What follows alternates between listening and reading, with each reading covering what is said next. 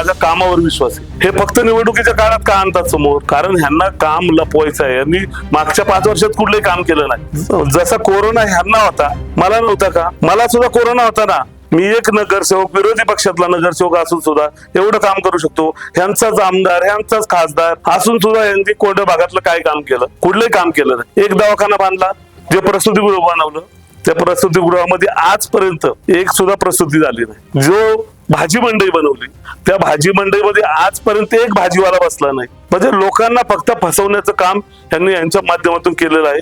जी सुंडके family आहे, ज्यांनी मागच्या 5 वर्ष नगरसेवक म्हणून होते, त्याच्यापूर्वी रईस सुंडके नगरसेवक होता, त्यांनी मागच्या जवळपास 6-7 वर्षामध्ये एक साधी मुतारी सुद्धा बांधली नाही. म्हणजे फक्त समाजाच्या नावावर लोकांची फसवणूक करायची आणि लोकांना मतं मागायचं, हे काम फक्त यांच्या माध्यमातून केलेलं आहे. येत्या काळामध्ये ज्या पद्धतीने हे जर भोंग्याचा मुद्दा समोर आणत असतील, त्यांची प्रत्येक गोष्ट माझ्याकडे आहे. खरं तर मी आज एका न्यूज चॅनलला पाहिलं की काँग्रेसच्या एका कोण उमेदवार आहे, काशिफ सय्यद, त्यांनी मला वाटतं काहीतरी व्हिडिओ एक छोटासा टाकलाय. हा काशिफ सय्यद मुस्लिम समाजाचा आहे.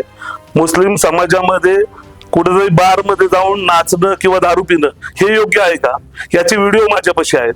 येत्या काळामध्ये जसं निवडणूक जवळ येईल, आम्ही सुद्धा व्हिडिओ दाखवू ना की हे योग्य आहे का. असे नगरसेवक तुम्हाला पाहिजेत का, जे डान्स बार मध्ये जाऊन जर नाचत असतील, तर अशा लोकांना तुम्ही योग्य ठिकाणी मुस्लिम समाज जागा दाखवल्याशिवाय राहणार नाही.